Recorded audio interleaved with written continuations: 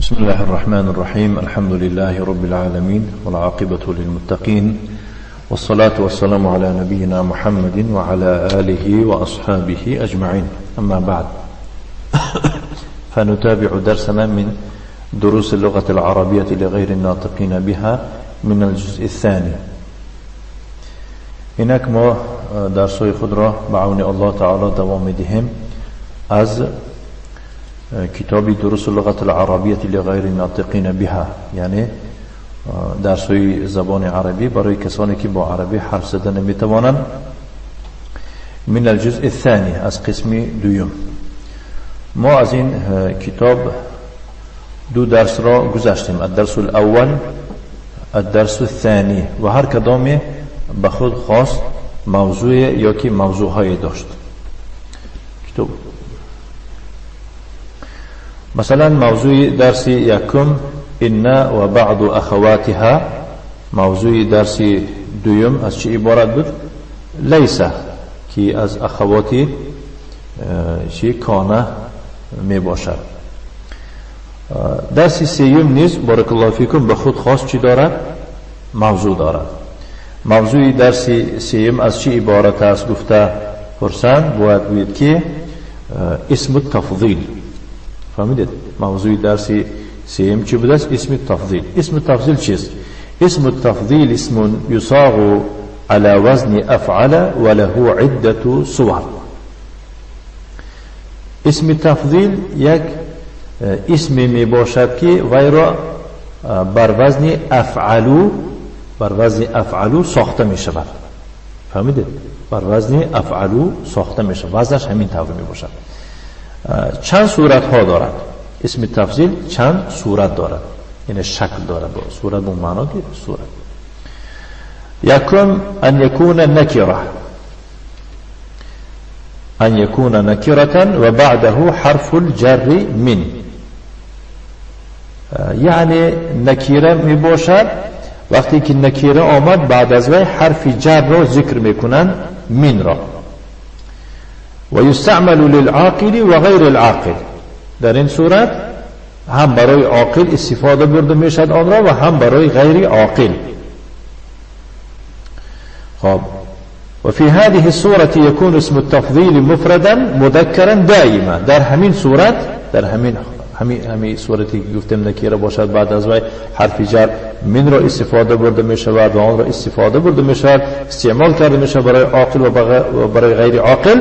در همین صورت اسم تفضیل مفرد می آید، مذکر می آید، دائما مفرد و مذکر می، گرچه که برای زن هم او را استفاده برده شود. زن گفت یعنی که زنانه. فهمیده؟ مثلا میگویم که محمد افضل من خالد. فهمیدید؟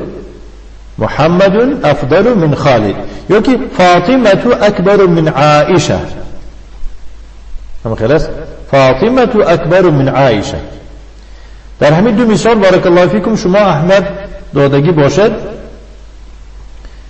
اسم تفضیل برای مذکر آمده ایستاده است و برای عاقل آمده ایستاده است. فاطمه اکبر من عائشه اسم تفضیل برای عاقل و مذکر آمده ایستاده است. بنابراین میبینه که مفرد و همیشه مذکر آمده ایستاده است. یعنی حتی برای ذکر کردن فاطمه و عایشه اکبرو مؤنث نشد، مذکر ماند.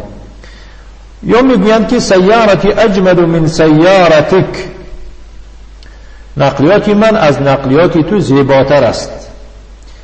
این برای غیر عاقل استفاده برده شد و مذکر. یا که میگویند که هذا الشارع انظف من ذلك، این کوچه از آن کوچه تازه تر است. این مثال برای غیر عاقل و مذکر می باشد. در تمام این مثال ها خواه برای عاقل باشد و خواه برای غیر عاقل باشد، خواه مذکر باشد و خواه مؤنث باشد، ما می بینیم که اسم تفضیل را همچون مفرد و مذکر استفاده صورت داده شده است. بارک الله فیکم. فهمیده؟ خب دویم صورتش ان یکون نکرة مضافا الى نکره و یستعمل للعاقل و غیر العاقل. دویم صورت اسم تفضیل چنین بود است که نکیره می باشد مضاف به نکیره، یعنی خودش نکیره با مضاف به نکیره می شود و آن را استفاده برده می شود هم برای عاقل هم برای غیر عاقل. در این صورت و فی هذه الصورة يكون اسم التفضیل ایضا مفردا مذکرا دائما. در این صورت هم دائم اسم تفضیل همچون مذکر و مؤنث مفرد و مذکر چه استفاده برده می شود. مثلا میگویم که محمد احسن طالب فی المعهد، احسن طالب، احسن مضاف، طالب مضاف، یعنی اضافه بر نکیره شده ایستاده است. محمد از همه زیباترین یا که نکوترین دانشجوی است در دانشگاه. یا که فاطمه اکبر طالبة فی المدرسه. فهمیدید؟ خب یا که سیارتی اجمل سیارة فی الجامعه، هذا الشارع انظف شارع فی المدینه. تمام این مثال ها رو اهمیت دادگی باشه. بارک الله فیکم. اسم تفضیل خود نکیره و به نکیره اضافه شده ایستاده است. در همه صورت هم برای عاقل و هم برای غیر عاقل مفرد و مذکر استفاده برده می شود. همین طور. الدرس الثالث، درس سیوم حوار است، یعنی گفتگوزار است.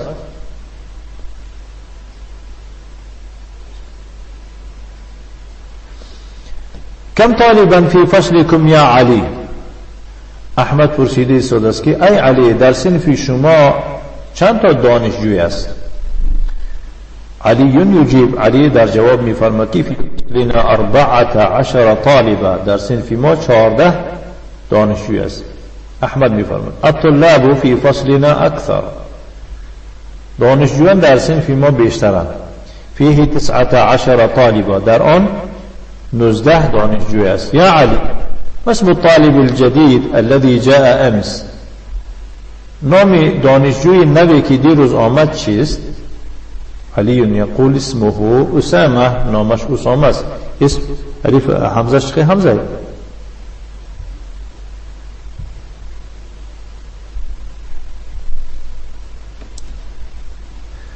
حمزه الوصل دین گذشته ماش، همزه اسم همزه اسم وصل می باشد. بچه فهمیدی؟ خب احمد یقول نعم علی اسمه اسامه هو طویل جدا الیس كذلك، و بحد دراز است، همین طور نیست، یعنی قامتش بلند است مگر همین طور نیست؟ بله هو طویل جدا، آره و بحد دراز است، ولكن حامدا اطول منه، ولی حامد از او درازتر است. در اینجا لکنه برای استدراک است، اینا انشاءالله در مقام خودش میگذارم. انه اطول طالب فی فصلنا، وی از همه درازترین قامت بلندترین دانشجوی است در صنف ما. و من اطول طالب فی فصلکم، و در صنف شما از همه قامت بلندترین دانشجوی کی است؟ احمد یقول اطول طالب فی فصلنا ابراهیم، از همه یعنی که درازترین گویم خب در صنف ما کس کی بوده است؟ ابراهیم. خلاص. علی یقول ادفترک هذا یا احمد، ای احمد آیا این دفتری تو است؟ ان خطک جمیل جدا ما شاء الله، و کان خطی تو به حد زیبا است ما شاء الله. شکرا یا علی، تشکر ای علی، خطی جمیل و خطک اجمل، خطی من زیبا است و خطی تو زیباتر است. من هذا الفتى الذي معك يا احمد، ای احمد این جوانی که همراه تو است کیست؟ كأنه اخوك، بگمان وی برادری تو است. نعم هو اخی الشقیق، آره وی برادری نسبی من است، یعنی که برادری از پدر و مادر یکی من است. وقتی که از پدر و مادر یک باشند اینا شقیق میگویند. اکبر منک هو ام اصغر، آیا وی از تو کلانتر است یا خردتر؟ هو اصغر منی، وی از من خردتر است. که از بس که بین علی و احمد صحبت رسیده تکرار میکنم نامهاشون. فی ای مهجع انت یا اخی، ای برادر تو در کدام خوابگاه هستی؟ انا فی المهجع الخامس، من در خوابگاه پنجمم، و هو بعید جدا عن الجامعه، و از دانشکده به حد دور است.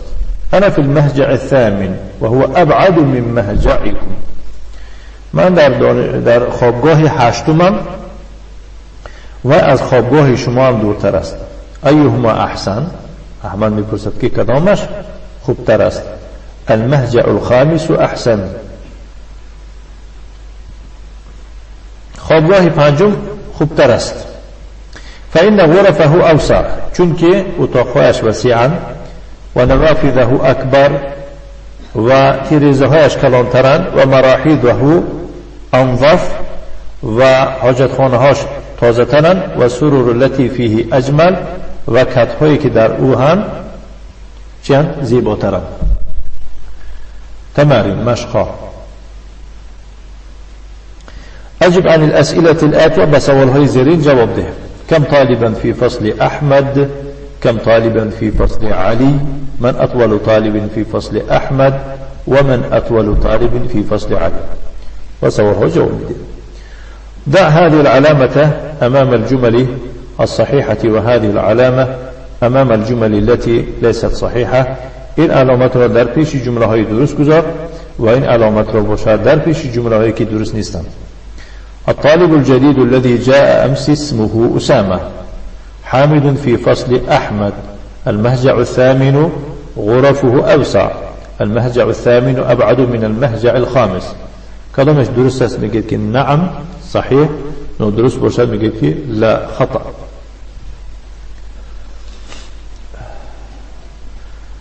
الثالث سيم اقرأ الأمثلة الآتية لاسم التفضيل، يعني مثال هاي زيرين رو برای اسم التفضيل بخوان. اقرأ الأمثلة الآتية لاسم التفضيل. هاشم طويل وحامد أطول منه، يعني هاشم دراز است و حامد از او درازتر است. آمنة صغيرة باید باشد. آمنة صغيرة و زینب اصغر منها، آمنه خرد است و زینب از او خردتر است. هذا الكتاب اسهل من ذاك. فهمیده؟ اینها مثال هستند. فهمیده؟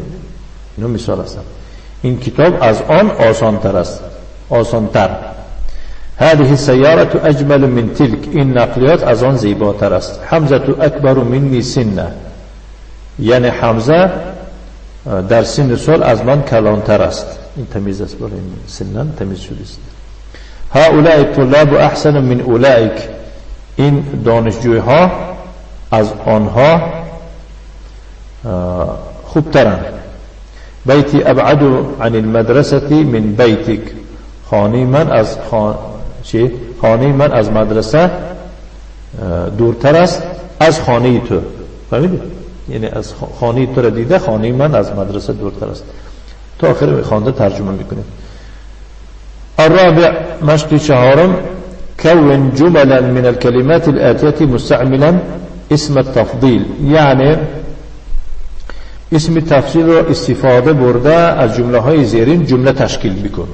هاشم طویل عثمان، هاشم أطول من عثمان، مش بل من عثمان. القاهرة كبير الرياض، القاهرة أكبر من الرياض. فهمت السديد يعني تأخيرا. بارك الله فيكم. نعم. هنجم اقرأ الأمثلة. الخامس اقرأ الأمثلة ثم حول الجمل الآتية على غرارها مستعملا اسم التفضيل.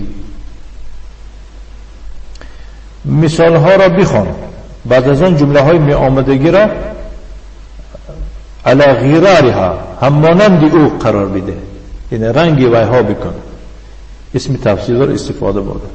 محمد طالب حسن، محمد احسن طالب في الفصل. در اینجا اسم تفضیل چی شده است؟ به اسم نکیره چی می شود؟ مضاف شده ایستاده است. فهمیدید؟ نه. هذا بیت جمیل هذا اجمل بیت فی الشارع. این خانه زیبا است، این زیباترین خانه است در کوچه. آمنة طالبة صغيرة آمنة أصغر طالبة في المدرسة. آمنة خردترین دانشجوی است در مدرسه. هذه غرفة صغيرة هذه أصغر غرفة في بيتنا. میشه فهمیده؟ این صفت گرفته چیکارش می‌کنه؟ همون غرفتو منعوت است و صغیرت نعت گرفته در منعوت چی میکنه؟ یعنی از نعت اسم تفضیل ساخته مضافش میکنه به منعوت. فهمیدیم یا نه؟ السادس اقرأ المثالين ثم اربط بين كل جملتين فيما يلي مستعملا لكن واعلم أن لكن من أخوات إن. خب گفتید سدست که دو مثال زیرین را بخوان، یعنی در پایان چند تا مثال می نویسد؟ دو تا مثال می نویسد. بارک الله فیکم. بعد می بود که همانها را بخوان. بعد چی؟ ثم اربط بین کل جملتين. بعد از آن پیوست گردان میانی دو جمله را. بعد از آن میانی دو جمله را پیوست گردان. استعمال کرده لکن را، یعنی با لکن میانی دو جمله را پیوست گردان. گفتی سدست فهمیدید؟ واعلم ان لکن من اخوات ان. باید بدانی که لکن این از اخوات این می باشد. اما این چی کاری که میکند؟ لکنم همین طور میکند. فهمیدید؟ و اما این و اخواتها فانها تنصب الاسم و ترفع الخبر و هي ان و ان و لكن و كأن و ليت و لعل. تقول ان زيد قائم و ليت عمرا شاخص و ما اشبه ذلك. و معنى ان و ان للتوكيد ولكن للاستدراك و كأن للتشبيه و ليت للتمني و لعل للترجي و التوقع. گفتیم لكن برای معنیش چه؟ للاستدراك. گفتیم معنی استدراک چیست؟ هو رفع ما يتوهم من كلام سابق. فهمت؟ معنى لكن ومعنى ولكن للاستدراك وهو يمكن معناها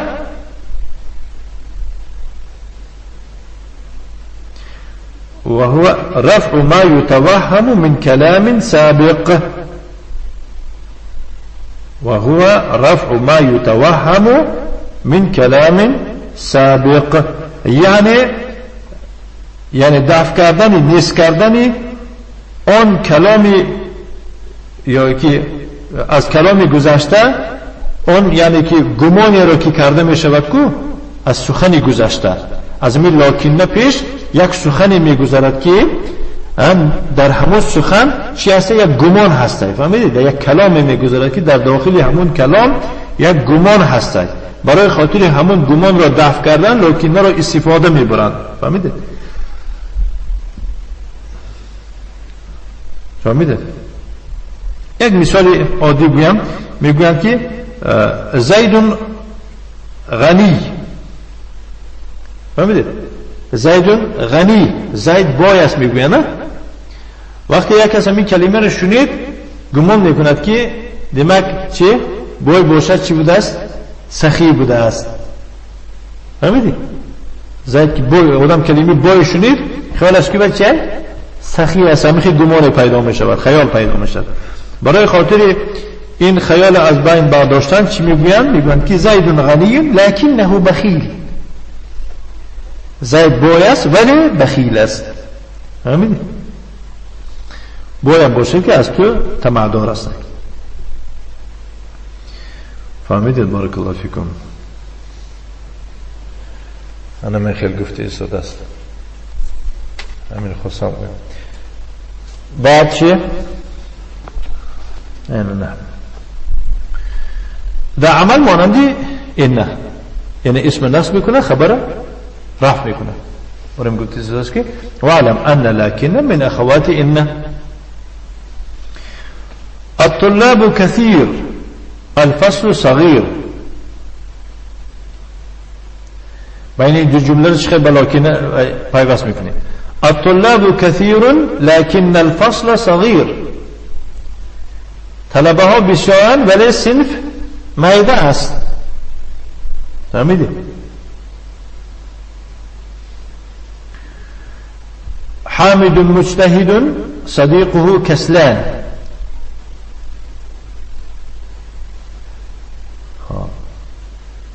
حامد مجتهد لكن صديقه كسلان. همینو برای استدراک میشه. محمد طويل حامد قصير. محمد طويل لكنه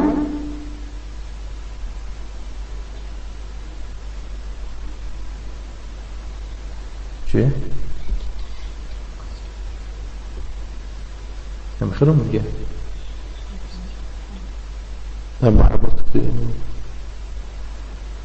بله راست. اکنون مثلا اون کس گمان نکند که محمد که دراز باشد حامد هم دراز بوده است. محمد طويل لكن حامدا قصير میگشد. فهمیدید؟ بارك الله فيكم. السابع مشق هفتم اقرأ المثالين ثم أدخل كأن على الجمل الآتية علما بأن كأن من أخوات إن. یعنی دو مثال را بخوان، بعد از آن كأن را در سر جمله های زیرین داخل گردان. باید بدانی که كأن از اخوات إن است. حاضر خواندیم که فقط معنای كأن للتشبیه میگویند. فهمید؟ كأن برای تشبیه بوده است. به معنای چی میشد؟ بگمانم میشود، میگه که مانندی هم میشود. من هذا الفتى كأنه أخوك. این جوان کی است؟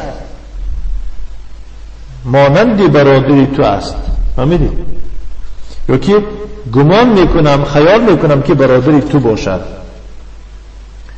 من هذه الطفلة كأنها أختك. این دخترچه کی است؟ به گمانم خواهری تو است. فهمیدی؟ هو زميلك كأنه زميلك. هي طبيبة كأنها طبيبة. مشق هشتم اقرأ ما يلي. در پایان می اومدگی چیزها را یعنی که قرائت بکن. خب 11 طالبا اول رقم ها را نویسه، بعد به حرف و ها را چه خیل خواندنش نویسه. 11 مثلا 11 طالبا، 12 12 طالبا، 13 13 طالبا، 14 14 طالبا تا 20 طالبا. خب یعنی عددها از 11 تا 19 اینها را عددهای مرکبه میگویم. فهمیدید؟ الاعداد المركبة هي الاعداد من 11 الى 19. فهمیدید؟ اینا را چی میگویم؟ عددهای مرکبه میگویم. العددان 11 و 12 يوافقان المعدود. فهمیدید؟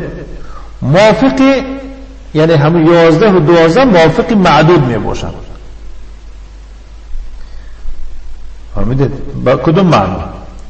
یعنی همون 11 و 12 رو نگاه کنید، احد مذکر است، هم خیلی است، 10 مذکر است، هر دوش عدد می باشه، عددهای مرکب بخیر. 2 مذکر است، 10 هم مذکر است.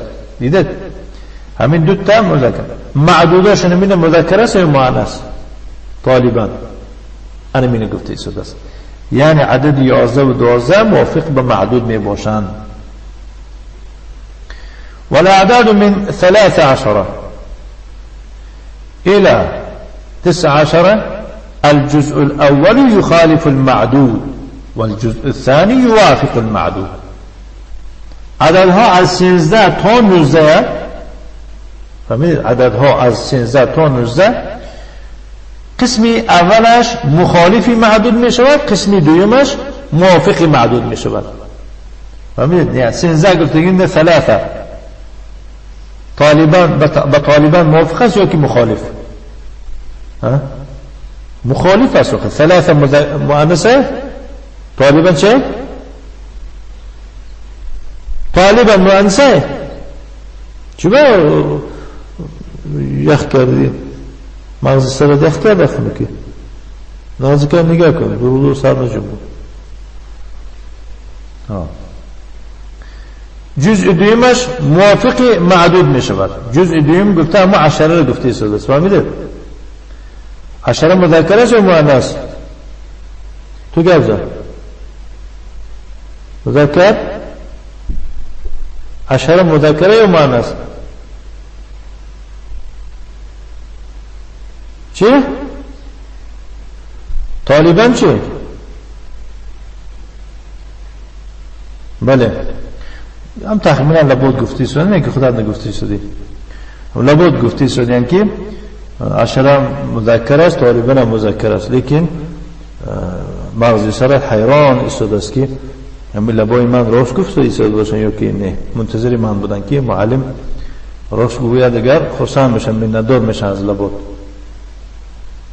همین بچه بارک الله فیک.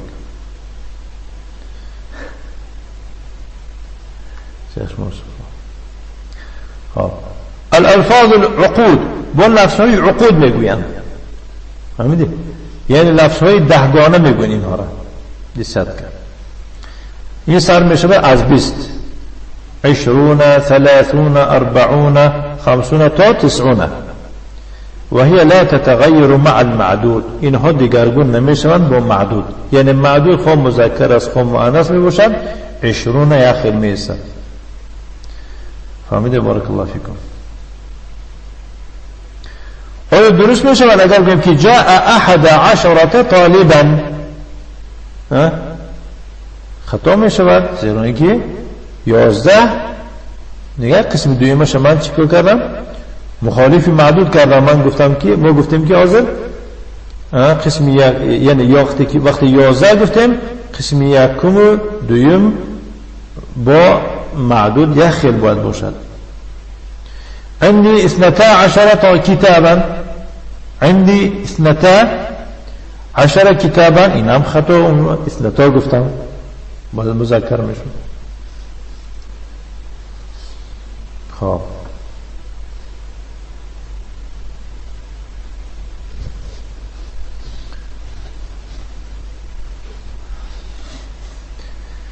لا حول ولا قوة إلا بالله. نهم 9 اقرأ ما يلي در پایان میامدگی چیزها را بخون. ثم اكتبه مع كتابة الأرقام الواردة فيه بالحروف. بعد از آن وایها را یعنی هم رقم هایی که آمدگی هستن وایها را به حرف بنویس. فی الفصل 19 دانشجو گفتن در کل. فی الفصل 19 طالبا. عندي چی گفتن در کل؟ 15 كتابا باللغة العربية و12 كتابا باللغة الفرنسية إلى آخره. مشق دوم. مشق دوم درباره عددهای ترتیبی میروند. فهمیدید؟ مشق دوم درباره چی بوده است؟ درباره عددهای ترتیبی. عددهای ترتیبی آن هستند که یعنی معدود اول می آید بعد چی؟ بعد عدد می آید. فهمیدی؟ بارک الله فیکم. معدود چی خیلی می باشد عدد همین طور آوردن میگیرد یعنی که ذکر کردن میگیرد. فقط یک چیز خاطرشان کردن هستن که مثلا یعنی کفایت ندارد. الدرس الاول فهمیدی؟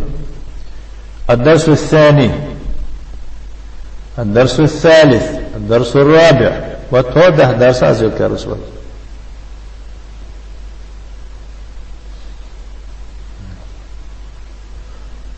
خب فقط نه حاضر کفایت ندارد.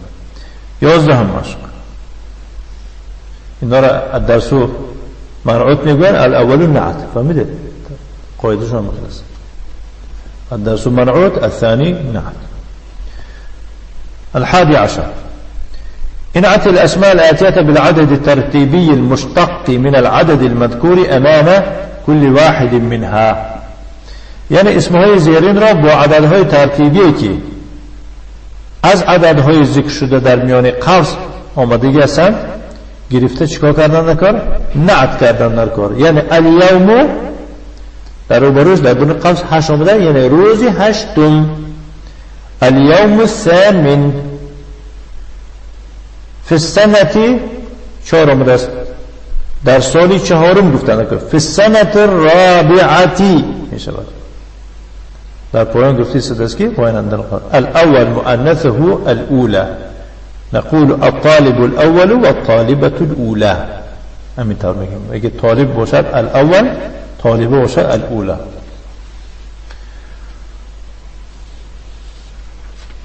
الثاني عشر يوجه المدرس إلى الطلاب أسئلة مكونة من أليس كذلك، ويجيب عليها الطالب الطلاب ببلى. نحو أنت من الهند أليس كذلك، أنت من الهند أليس كذلك، أنت مريض أليس كذلك. يعني مدرس به هر دانشجوها سوال میدهد که از الیس کذالک تشکیل شدگی باشه، مگر اینطور نیست. بس به همان یعنی که جواب میدهند طلبه ها استفاده برده حرف جواب را بله. فهمیدید؟ اگر از هندوستان باشد معلم میگوید که انت من الهند الیس کذالک، میگوید که بله. انت مريض بیمار باشد انت مريض الیس کذالک، میگوید بله. انت من تاجیکستان الیس کذالک، میگوید نعم. طور شد. انت من تاجیکستان، اگر تاجیکستان باشه کسی انت من تاجیکستان الیس کذالک و چی میگه؟ نمیشه. اگر نعم گوید چی میشه؟ نعم گوید میشه که من از تاجیکستان نیستم میشه. بله گوید آره من از تاجیکستان هم میشه. فهمیدید؟ این خیلی قاعده داره. فهمیدید؟